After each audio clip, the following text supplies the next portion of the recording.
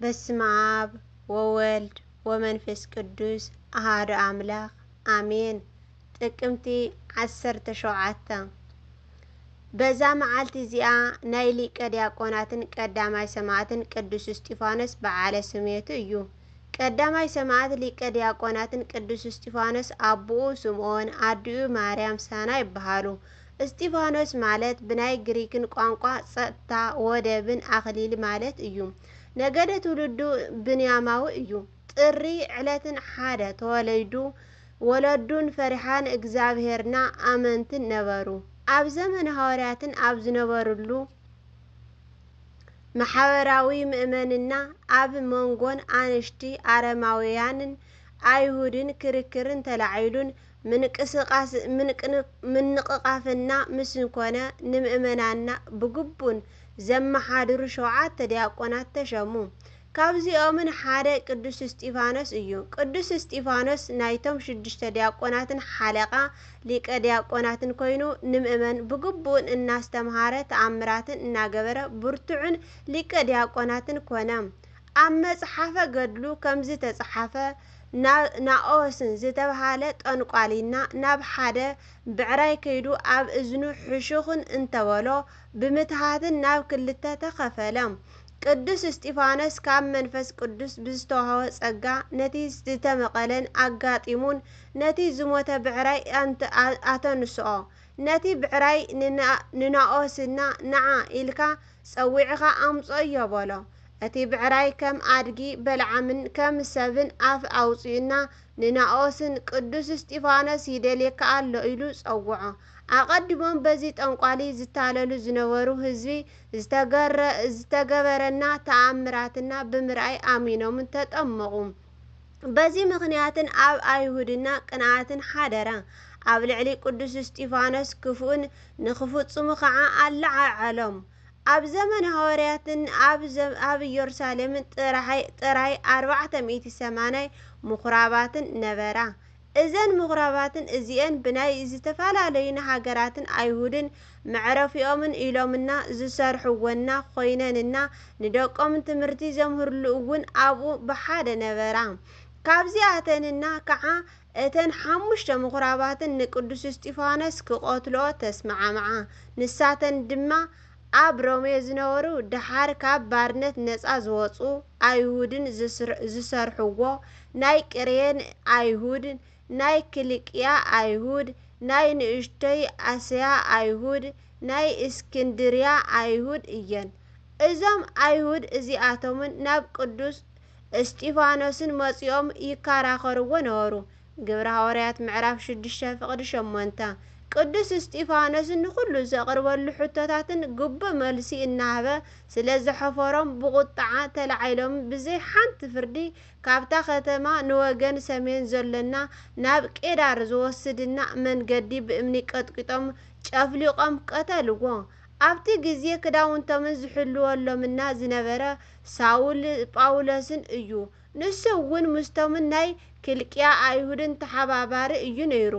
ቅዱስ እስጢፋኖስ ንሰማይ ቅንዕን ኢሉ እንተረአየ ምስጢር ስላሴ ዝተገለጸሉ ቀዳማይ ሰማዕት ነቶም ብእምኒ ዝቀትልዎ ዝነበሩና ከምቲ ናይ ጎይታ ይቅረ በለሎም ኢሉ ጸለየ። ብእምኒ ክቀትልዎ ከለው ኦ ጎይታ ነፍሰይ ተቀበል በደለይ ሕደገለይ ክብል እንተሎ እዩ ሰማይ ተኸፊቱ ዝረአየ። ንእግዚአብሔር ምስጋና ይኹን። ለአና እውን ብጸሎትን ቀዳማይ ሰማዕት ሊቀ ዲያቆናት እስጢፋኖስ ይመሓረና። በረከቱን ምሳና ኩለና ህዝቢ ክርስቲያን ይኹን ዘለዓለም ዓለም ዓለም አሜን። አርኬ ሰላም ለእስጢፋኖስ እንተነጸረ በአይኑ እንዘ ወልደ ይነብር ለአበ ውስተ የማኑ ከመ ኖትያዊ ጠቢበ ሃዳፌን ሃመር በኪኑ ባሕረ መጻሕፍቲ አመ ጸበበት ልሳኑ ተቃውሞተን መዋግድን እሰአኑ። ቅዱስ ፍልያስን ካብኡ እውን በዛ መዓልቲ እዚኣና ኤጶስን ቆጶሳትን ሃገረ ቆሞስና ቅዱስ ፍልያስን ብሰማዕትነትን ዕረፈ። እዚ ቅዱስ አቦ ድማ ኣብ ዘመኑ ክልቅያኖስና ዝተባሃለ ከሓዲ መኮነንና ነበረ። ነዚ ቅዱስ አቦ ድማ ናብ ናይ ፍርዲና ኣደባባይ ኣቕረቦ። ንኣማልኽተይ ሰውእ ድማ በሎ። ኣባ ፊልያስን ድማ ኣነ ሰማይ ምድርን ፈጢሩ ንዝገዝእን ንልዑል እግዚአብሔር ጥራሕ እየ ዝስውእ በሎ። እቲ መኮነን ክልቅያኖስን ድማ እግዚአብሔር እንታይ ዓይነት መስዋዕቲ ይደሊ በሎ። እዚ ቅዱስ ድማ ቅኑዕን ትሑትን ዝኾነ ንጹህ ልቦና ሓቀኛ ፍርዲ ቁም ነገር ከምዚ ዝመስልና መስዋዕቲ እግዚአብሔር ይፈቱ በሎ። ቁልቅልያኖስን ድማ ንኣቡነ ፊልያስና እትጋደሎ ስለ ነፍስኻ ድዩ ወይስ ስለ ስጋኻን እንተበሎ ስለ ነፍሰይ ስለ ስጋይ እዩ ምክንያቱ ብሓድነት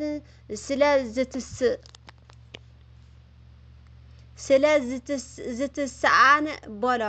ድሕሪ ክልቅያኖስን እትፈትዋ ሰበይቲ እትፈትዎምን ቆልዑንን ወይ ድማ ዘመዶ ኣለካ በሎ።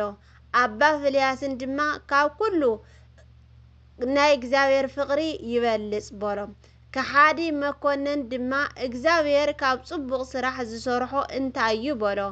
ኣባ ፊልያስን ድማ ከምዚ በሎ። እግዚአብሔር ዝገበረልና እዚ እዩ። ሰማይ ምድርን ኣብ ውሽጡ ዘሎ ኩልና ፈጠረልና። ከምኡ ውና ካብ ጸላእናና ካብ ኢድ ሰይጣን ምእንቲ ከድሕነና ካብ ሰማይ ወሪዱና ካብ ቅድስት ድንግል ማርያምን ሰብ ኮይኑ ተወለደ። ናይ ህይወት መንገዲ ድማ ኣብ ውሽጢ ዓለም ተመላልሱ መሃረ። መከራ ብስጋ ተቐቢሉ ድማ ተሰቂሉ ሞተ። ኣብ ሳልሰይቲ መዓልቲ ድማ ካብ ሞት ተንስኡ ኣብ መበልን 40 መዓልቲ ናብ ሰማይ ዓረገ።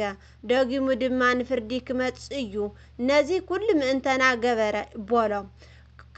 ቁልቅያኖስን ድማ ነዚ ምስ ሰምዐና ኣምላኽ ዶ ይስቀልን እዩ ኢሉ ሓተቶ። እዚ ቅዱስ አቦ ድማ እወ ናይ ዘለዓለም ህይወት ምእንቲ ክህበና ሞተ በሎ። ድሕሪ ከሓዲ መኮነን ቁልቅያኖስና ንኣቦና ንስኻ ዝኸበርካ ከም ዝኾንካና እፈልጥ እየ እሞ ኣነ ከም ዘኽበርኩኻን ክጸልአካን ከም ዘይደልን ፍለጥ። ሕዚ ንኣማልኽተይ ሰውእ እምቢ እንተይልካ ግና ብኽፉእ ኣማውታ ክትመውት ኢኻ በሎ። ኣባ ፊልያስን ድማ ንዓይሲ ደስ ክተብለኒ እንተደሊኻን ክሰቀዩናን ክቐተሉና ኣዝዝ በልዎ። ይቕሬታ ንዓይሲን ደስ ክተብለኒ እንተደሊኻ ክሰቕሉንን ከሳቅዩንን ክቐትሉንን ኣዝዝ በሎ። ቁልቅያኖስን ድማ በዚ ዘረብኦምን ብጣዕሚ ተቆጢዑና ርእሲ እዚ ቅዱስ አቦ ብሰይፊ ንክቁረፁ ኣዘዘ። እዚ ቅዱስን ክቅተልዎን እንተወሰድዎን እንተለዉ ኣዝማዶምና ዓበይቲ ዓዲን ወገናትና ናቡ መጺኦምን ነቲ መኮነን ተኣዚዞም ንኣማልኽቲ ንክንስውኡን ነዚ ቅዱስ አቦ ኣእዳውና ኣእጋሩን እናሰዓሙና ለመንዎ። ኣብዚ ግዜ ናይ ጎይታና ናይ ኢየሱስ ክርስቶስ መከራ መስቀልን ክሽከምን እኸይድን ኣለኹ እሞ ኣቱም መስሓተቲ ካባይ ተወገዱ ኢሉ ገሰጾም። ኣብ መቐተሊኡ ቦታ ምስ በጽሐ ድማ ገጹ ናብ ምብራቕን ገይሩ ብምጽላይ ነቶም ምእመናንና እውን ናብ ጎይታና ብሓደራ ሂቡ ተፋነዎም። ክሳዱ እውን ንሰያፊ ሕሊፉና ሃበ። እቶም ሰየፍቲ ድማ ርእሲ እዚ ቅዱስን ቆረጹ እሞ ኣብ መንግስቲ ሰማያት ኣኽሊል ሰማዕትነት ተቐበለ። ንእግዚአብሔር ምስጋና ይኹን። ለኣነ እውን ብዙ ጸሎት እዚ ቅዱስ አቦ ይምሓረና። በረከቱም ሳና ተሃሉን ዘለዓለም ዓለም ዓለም አሜን። አርኬ ሰላም ለከ ዘይፈራሂከ ስቃዮ ለመኮነነ ጋኢ ዘወለተላእክዮ ፊልያስ ሃበኒ አክሊለከ ዘትመነዮ ሃደግሰ ዋዕሌ ዘይጸምድ ተቐንዮ ሃገረኒ እስመ ትክልን ሰስዮ።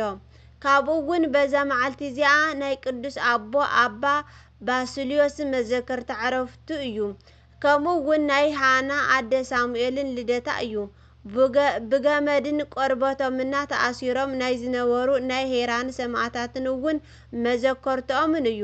በረከቶም ምሳና ተሃሉ ለዘለዓለም ዓለም ዓለም አሜን። አርኪያት ሰላም ለልደታ ሃና እመ ሳሙኤል እመ ሳሙኤል ክቡረ ጊዜ ትጸሊ በልባን በኢክናፍራን ሶብ አምሳለ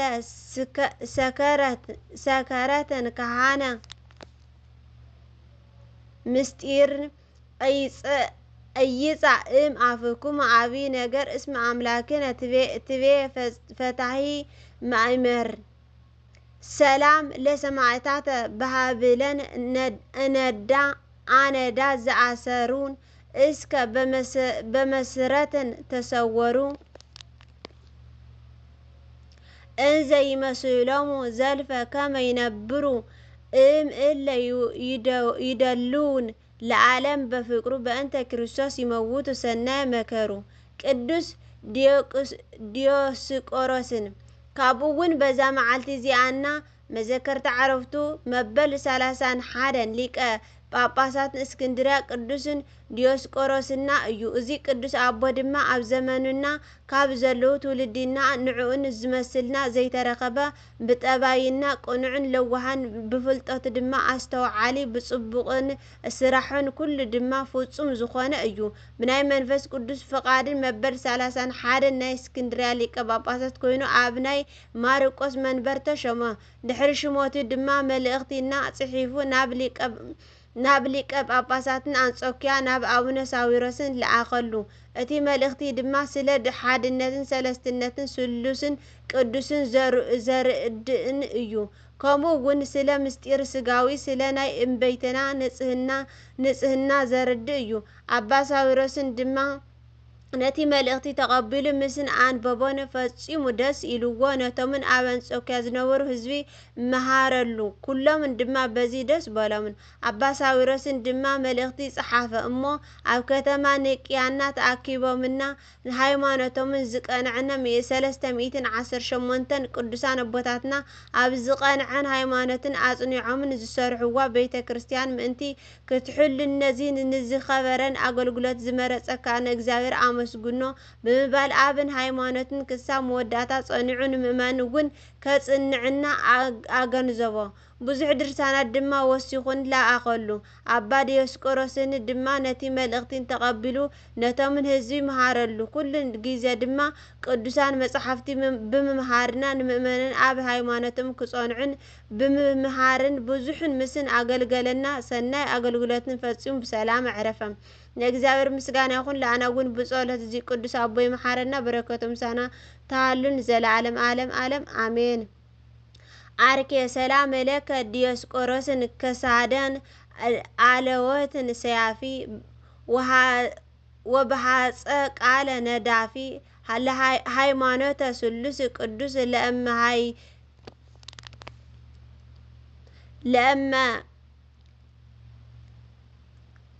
ለመሃይምናን ታወፊ ለነፍስየ ነአመ ጽእታን ዓለም ሃላፊ በመንግስት ሰማይ በላ ምሳሌን አዕርፊ። ንእግዚኣብሔር ምስጋና ይኹን። ለኣና እውን ብጸሎት ዞም ቅዱስ ይመሓረና። በረከቱም ሳነታልን ዘለዓለም ዓለም ዓለም አሜን። ዘብደቆ ዘንጦጦ ክባፍት ጓን መላእኽቲ ታረመለይ ወስብሐት ለእግዚአብሔር ወለወላዲቱ ድንግል ወለመስቀሉ ክቡር አሜን።